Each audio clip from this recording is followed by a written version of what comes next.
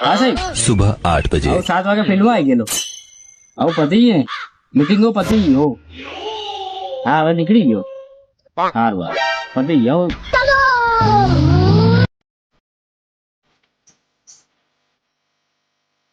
આવી ગયો આપણો ઠેકો दिन के 11:15 बजे।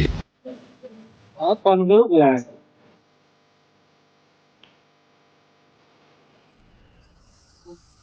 કઈ જો હવે આઈને યાર તો લેવા છે તું આય હા હવે આપણે પેલા દરરોજ મળીએ તો લેબડા તારે બોગા પર હા આપણે ઉઠીએ થોડી વાર રહી જઈએ બપોરે નહીં કામ કરવાનું આવી તો આવી જાય दोपहर 12:30 बजे।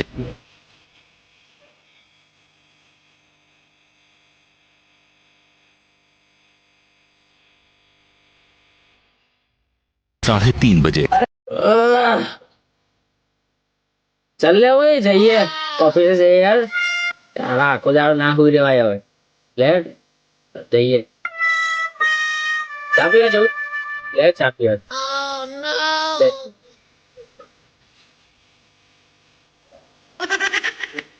रात 11:15 बजे। साला ये दुख का खत्म नहीं होता बे।